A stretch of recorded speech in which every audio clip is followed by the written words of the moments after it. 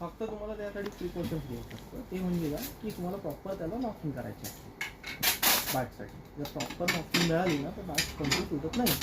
आता नॉकिंग पण काय सगळीकडे नाही. नॉर्मली बॅट्स काय बॉटमला जास्त जातात.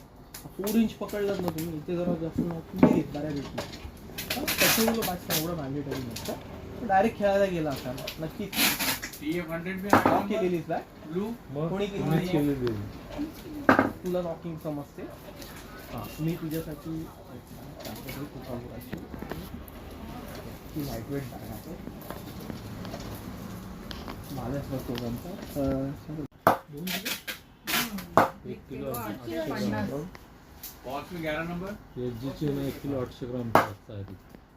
किलो 850. हा मग त्याने तो खेळायचा. पण मग नंतर आता तो मला म्हणायला लागला का मम्मी मला थोडी अजून एक बॅट वेगळी घ्यायची आहे.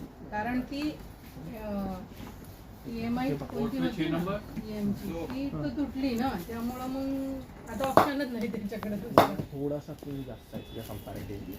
तर याचा अर्थ ती थोडीशी लाईट लागते म्हणून तिला हलकासा पिंग थोडा डाऊन दिलेला आहे. पण ते काय नॉकिंग केल्यावर तुम्ही बघा ते 0 आहे. टेनिस बॅट मिळेल 1060 म्हणजे ही ॲक्च्युली लाईट वेट प्लस तिला पिंग पण त्यापेक्षा जास्त. पण दोघांमध्ये एवढा खास फास्ट बघा मी सिनियरचे बॉल घेऊन ट्राय बॉल आहे आणि त्याने मी ट्राय करतो. पण तो ज्युनियरचा जो बॉल आहे ना तो जास्त उडले ही लाईट वेट आहे.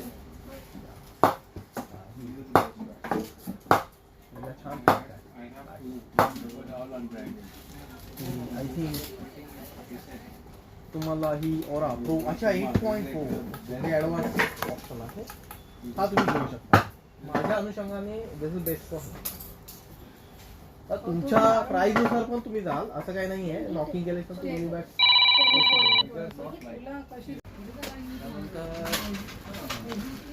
बना थोड़ी रहता हूँ आपका ही बंद है. कौन सा वही शुद्ध में टेस्ट क्या है इनका ट्राय करो.